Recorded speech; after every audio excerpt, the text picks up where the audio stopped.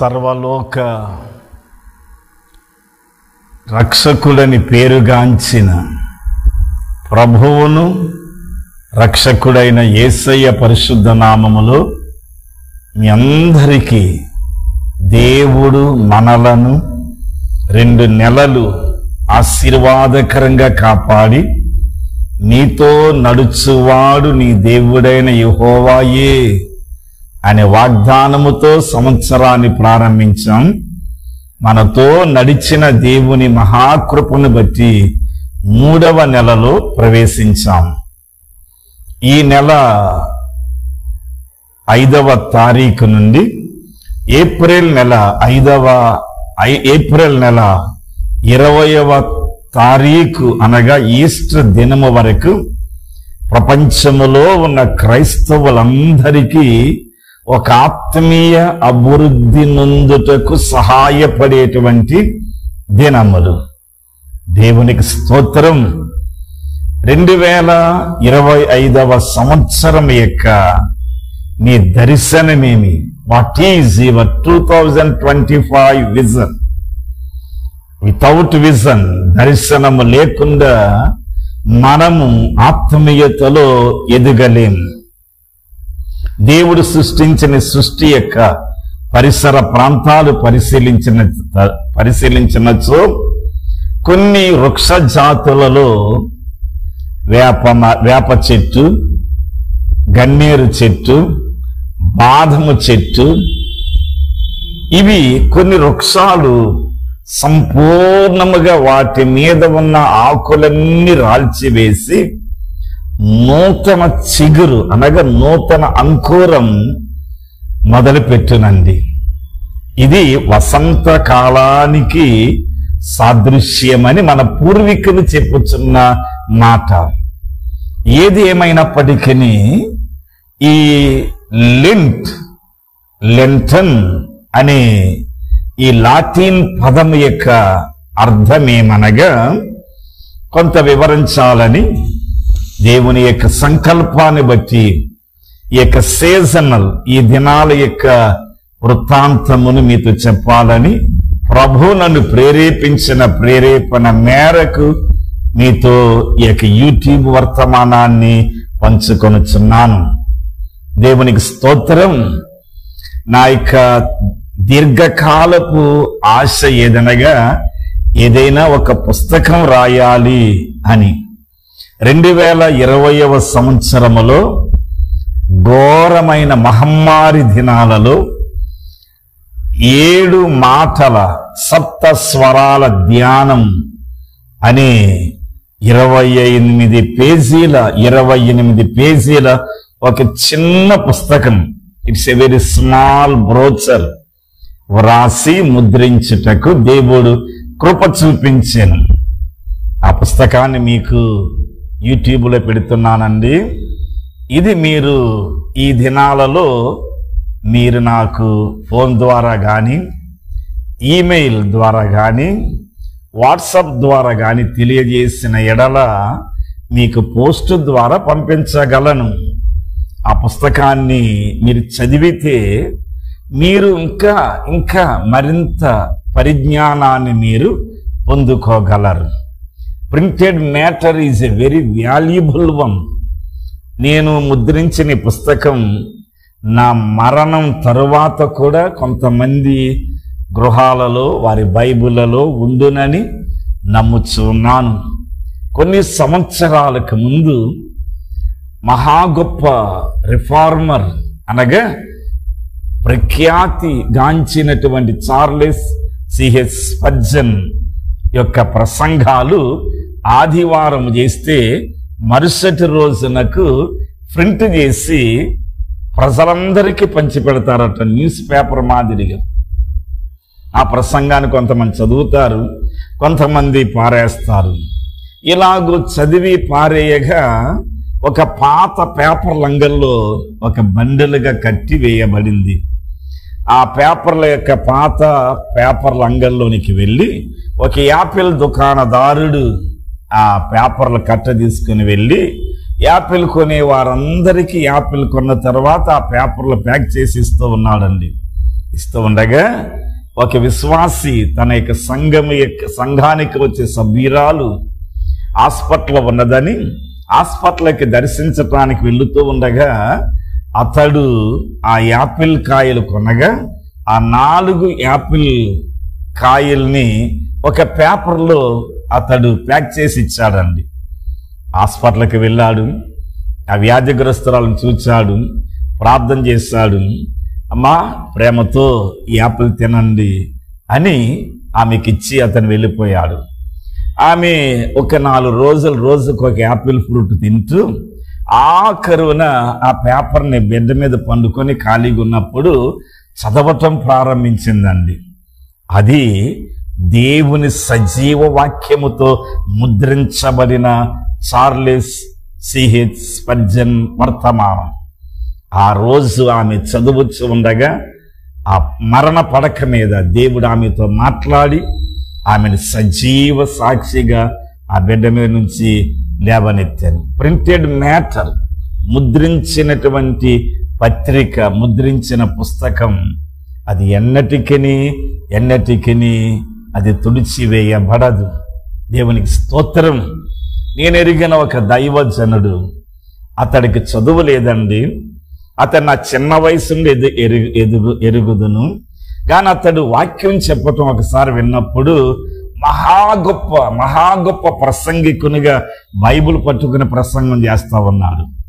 అతడి ప్రసంగాన్ని వింటూ ఉండగా వీడు చదువు లేని వాడే, వీడికి ఎక్కడ ఇంత వాగ్దాటి అని ఆశ్చర్యపోతూ మెల్లిగా తన ప్రక్కకి వెళ్ళి కూర్చున్న అవకాశం వచ్చింది. ప్రార్థన చేస్తూ ఉన్నారండి. ఆయన ప్రార్థన చేస్తున్న మెల్లిగా బైబిల్ తెరిచి చూడగా ఇప్పుడు ఒక పాత మ్యాగజైన్ 1982లో ముద్రించబడిన ఒక పాత మ్యాగజైన్ యొక్క ప్రసంగాన్ని తన బైబిల్లో పెట్టుకొని ఇక దంపుడండి. దేవునికి స్తోత్రం. ప్రియులారా, ఈ పుస్తకం మీరు పొందగోరిన ఎడల మీరు తెలియచేయగలరు. మీకు నేను ఉచితార్థముగా ఆ పత్రికను పంపించగలను, ఆ పుస్తకాన్ని పంపించగలను. ఈ శ్రమ దినాల్లో మీరు చదవండి, ధ్యానించండి, ఆత్మీయ అభివృద్ధిని పొందండి. దేవుడు ఈ పుస్తకాన్ని చదువుతూ ఉండగా ఇంకా లోతైన మర్మాలు, లోతైన ఆలోచనలు మీకు తెలియజేసినచో వాట్సాప్లో మీరు వాటిని తెలియచేయండి. 2వసారి ముద్రణలో మీ ఆలోచనలు కూడా జత చేయటానికి దేవుడు సహాయపడునుగాక.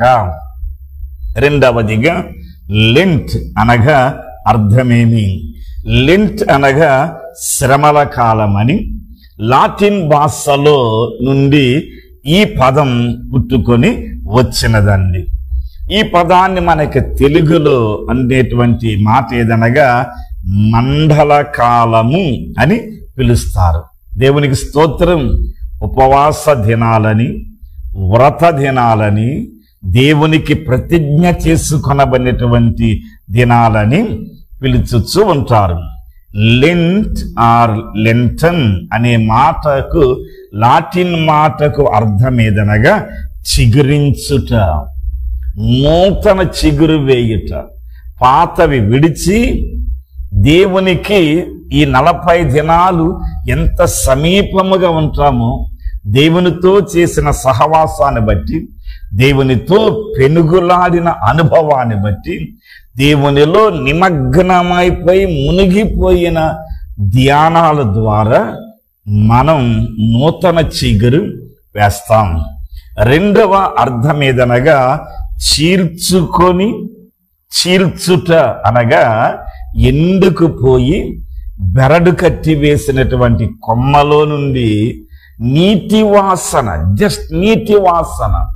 యోబు అంటాడండి, యోబు 14వ అధ్యాయం 9వ వచనములో, నీటి వాసన తగలగానే పాతదై చీకుపోయిన ముద్దులో నుండి చిగురు పుట్టును అని. ఈ లెంట్ దినాలలో, ఈ మండల కాలములో, ఈ శ్రమ దినాలలో 3 బారిపోయిన బ్రతుకులలో నుండి క్రీస్తు అనే జీవం ఉదయించునుగాక. మూడవదిగా ఈ లెంటి దినాలలో ప్రభువునకు సమీపముగా జీవించుట.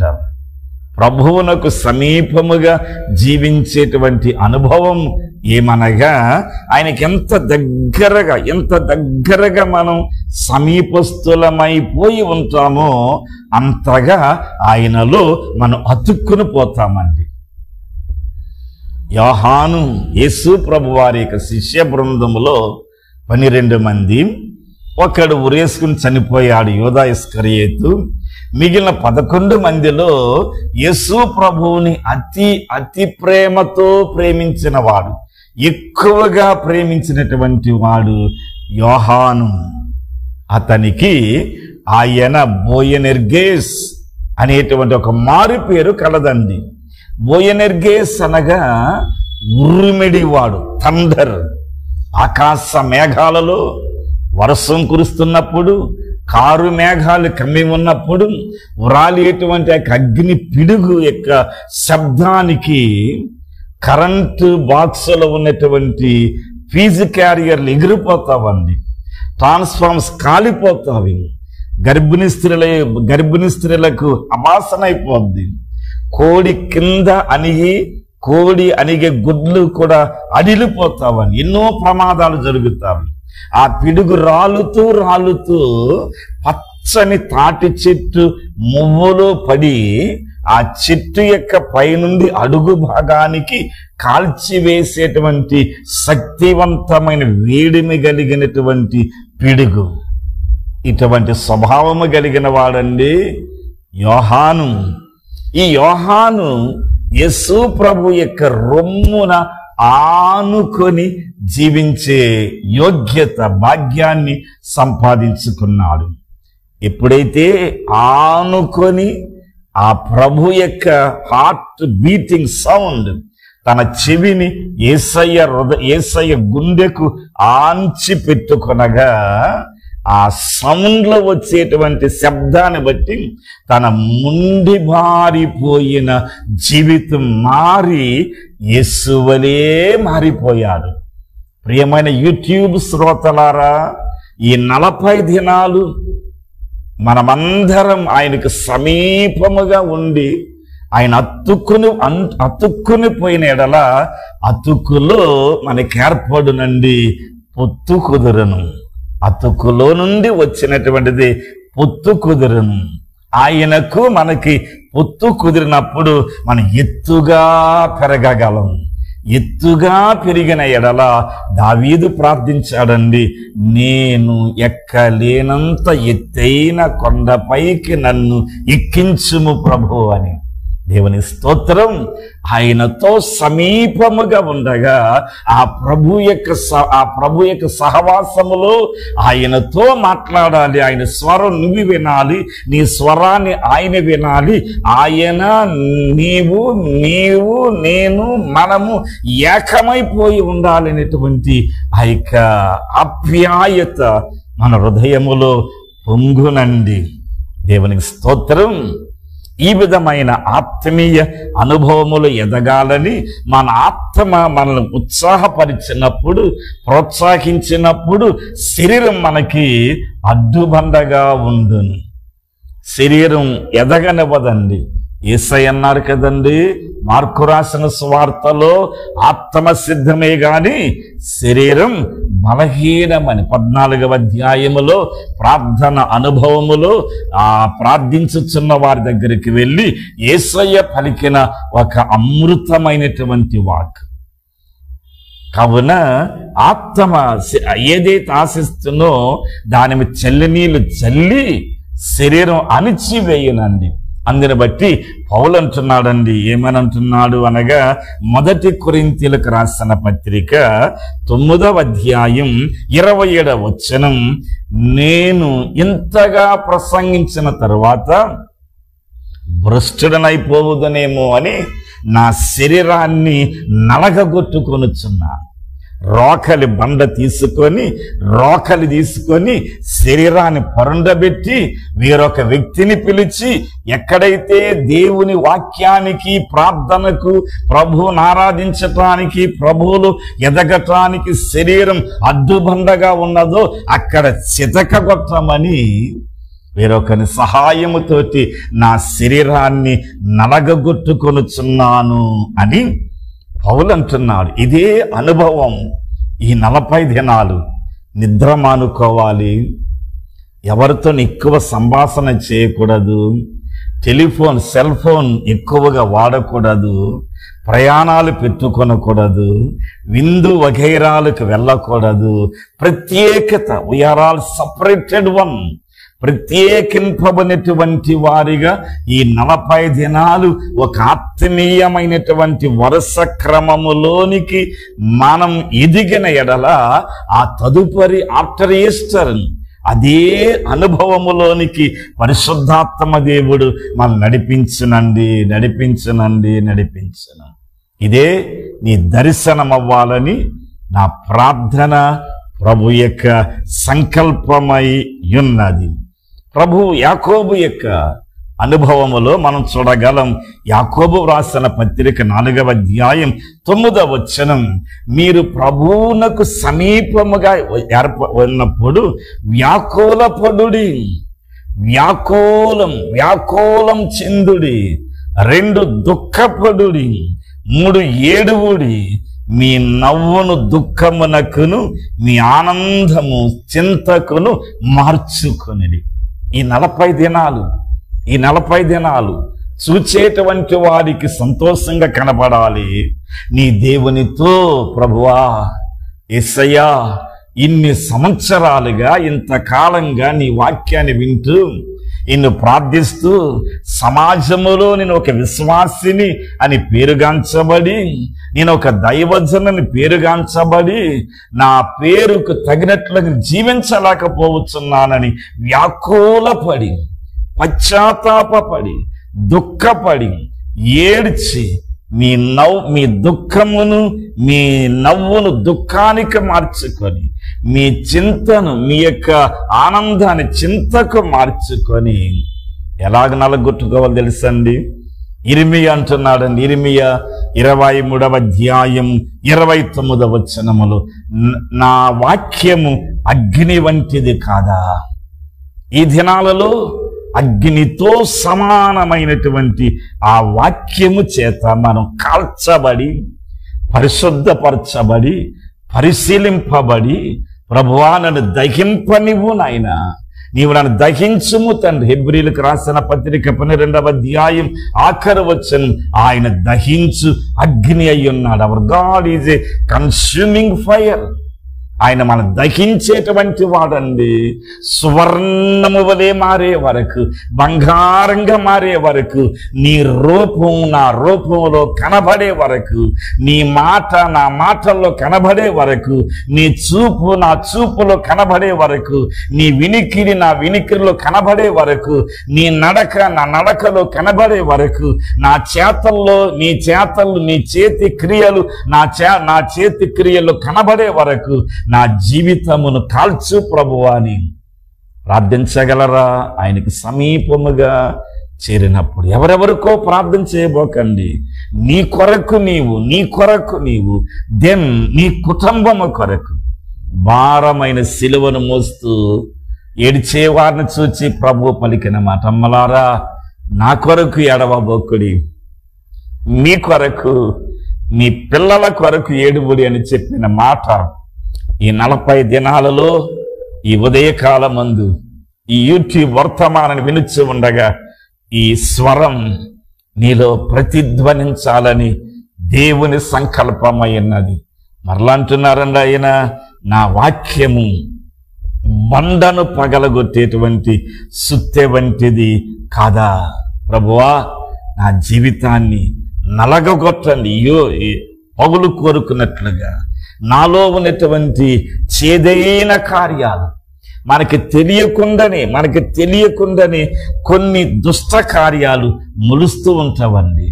హెబ్రీయులకు రాసిన పత్రిక 12వ అధ్యాయములో దేవుని యొక్క వాక్యం ఉంటుంది కదండి, ఏసావు వలి భ్రష్టుడనైపోవుదునేమో, నాలో చేదైన వేరు నీవు ఎరుగకుండానే నీలో మొలిచే చేదైన వేరు. ఊరికే జోక్ చేస్తున్నప్పుడు, లేక తమాసగాను సరసోక్తులు పలుకుతున్నప్పుడు, నీకు తెలియకుండా ఆత్మకు విరోధమైన మాట ఏదైనా వచ్చేదేనండి. తెలియకుండా మొలిచేటువంటి వేరు, తెలిసి మొలిచేటువంటి వేర్లు, వీటిని బంధవంటి నీ సుత్తెతోటి నా యొక్క జీవితాన్ని పగలగొట్టి పరిశీలించు ప్రభువాని ప్రభు దగ్గర ప్రార్థించగలరా? ఇదే శ్రమ దినాలలో ఉపవాసం ఉండి ప్రతిజ్ఞ చేసుకొని ఈ 40 రోజులు నిద్రాహారాలు మాని, మాంసాన్ని విసర్జించి, రంగు వస్త్రాలు విసర్జించి, తలలో పువ్వులు పెట్టుకోవటం విసర్జించి ఉండుట కంటేను వీటిని చేయించు ప్రభువునకు నీవు సమీపముగా ఉండాలని దేవుని సంకల్పమై ఉన్నది. మూడవదిగా, బైబుల్ అంతటిలో 40 అనే సంఖ్యకు ఒక ప్రత్యేకమైన విశిష్టత కలదండి. ఈ 40 అనే సంఖ్య టోటల్ బైబుల్లో కొత్త నిబంధనలోను పాత నిబంధనలోను కలిసి 159 సార్లు, అప్రాక్సిమేట్లీ 159 అబౌవ్ టైమ్స్ రాయబడి ఉన్నదని పండితులు చెప్పుచూ ఉన్నారు. దేవుని స్తోత్రం. 40 అనే సంఖ్యను మన యొక్క తండ్రి యొక్క దేవుడు ఎందుకు ఎంచుకున్నాడు అనగా, పరిశీలన, విచారణ. ఈ 2 పదాలు మర్చిపోకూడదండి. 40 అనే సంఖ్య మీరెక్కడ చదివినప్పటికీ పరిశీలన, పరిశోధించుటకును, విచారణ చేయుటకు, అవునా కాదా అని విచారణ చేయుటకును, మన ఎడల దేవుని సంకల్పాన్ని నెరవేర్చటానికై ఆయన ఏర్పరచుకున్న సంఖ్య. దేవుని స్తోత్రం. ఆఖరువుగా ఈ 40 దినాలు నేను చెప్పిన వర్తమానాన్ని ఆధారము చేసుకొని అలాగు జీవించటానికి మడిగట్టి, ఒడిగట్టి, నోము పోసుకొని ఉపవాసం ఉండి వ్రత దినాలు నీవు ప్రారంభిస్తే నీవు క్రొత్త జీవితం, నెంబర్ 1. నెంబర్ 2, క్రొత్త పెరుగుదల.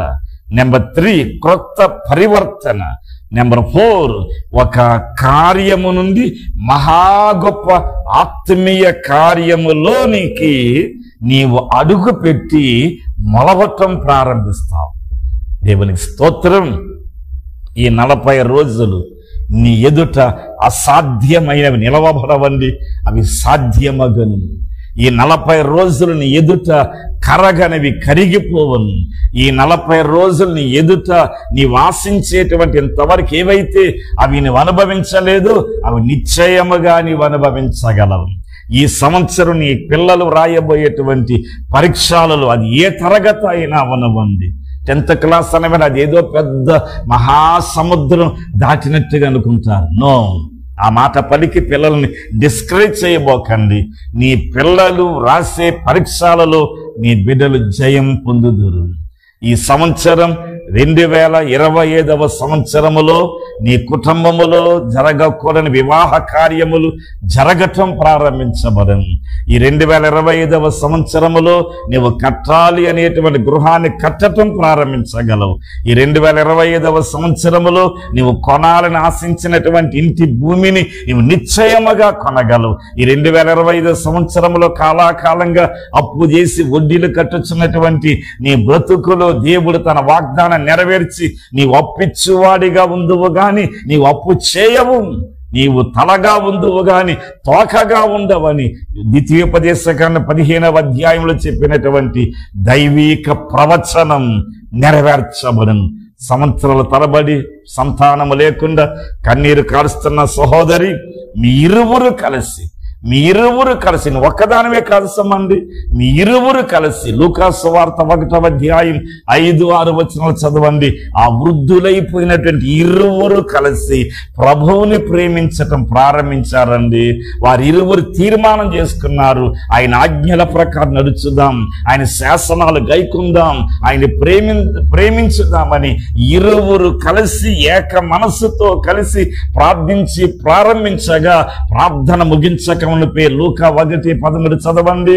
నీ ప్రార్థన వినబడినది అని దేవదూత వచ్చి చెప్పినట్లుగా ఈ 40 దినాల యొక్క ముగింపులో దేవుని స్వరం నీకు వినబడిన అట్టి అనుభవానికి నీవు రావాలని, అట్టి అనుభవాన్ని పొందాలని, క్రీస్తు యేసు కొరకు ప్రకాశమానమైన కిరీటాన్ని ధరించిన విశ్వాసులుగా మీరు ప్రకాశించాలని దేవుని సంకల్పమై ఉన్నది. దేవుడు మిమ్మలను దీవించునుగాక. పరలోకమందున్న తండ్రి, ఈ శ్రమ దినాలలో మా శరీరాన్ని నలగగొట్టుకొని మా శరీరేచ్ఛలను విసర్జించి నీ కొరకు ప్రకాశించటానికి నీ కృప దయచేయండి.